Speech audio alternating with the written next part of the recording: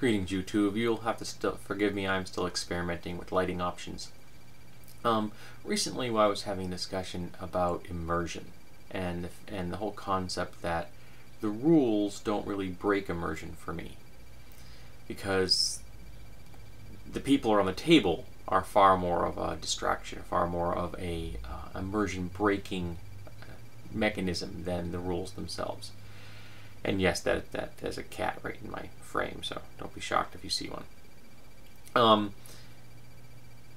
And someone brought up the concept that if you were to design a super soldier using the Call of Cthulhu rules, that since the Call of Cthulhu rules do not support super soldiers, well, and they don't, everyone is very much realistic in that system. A single round hitting you from a firearm, anybody in the game is very likely going to kill you, or at least completely incapacitate you, which is somewhat reflective of reality.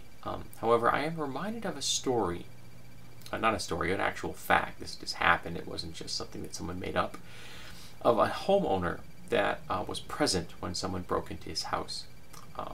The homeowner was armed with a .22 pistol. The intruder was armed with a .45 caliber semi-automatic pistol. The homeowner was struck 6 times in the torso with 45 rounds. He fired back at the intruder, struck the intruder once with a .22 round, and killed him. The intruder, having shot the homeowner 6 times, you'd think the homeowner, was done for.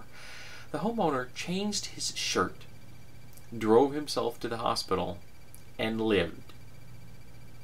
So sometimes people can be tough. But that's not my point. The point I'm trying to make is that I think if you were going to design a super soldier, you would not use the Call of Cthulhu engine. It would make no sense. It would be like expecting my icebox to function as a microwave. My icebox isn't designed to function as a microwave. And if I expect it to function as a microwave, no matter how much I want it to function as a microwave, I'm going to be disappointed. It is going to fail miserably at that task. So maybe the best thing to do would be not to expect my microwave and my icebox to be interchangeable pieces of technology. Maybe the best thing to do is to choose the appropriate piece of technology for the application at hand. And if I'm building a super soldier, Call of Cthulhu is not the engine I should be using.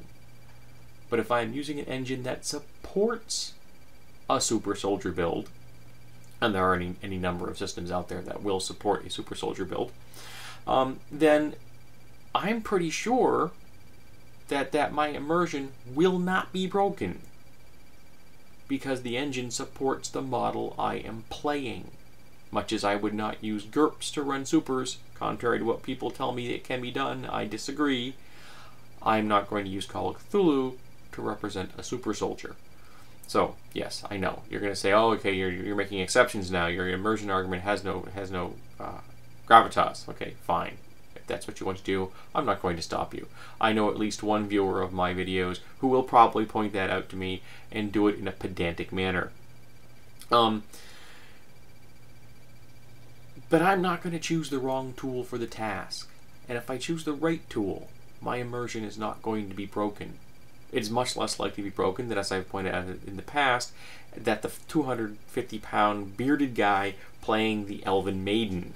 Okay, if that's not breaking my immersion, the rules that support the model I'm playing are not going to break my immersion. And I hope that everyone who out there in the RPG community is happy that the collection is slowly beginning to return behind me.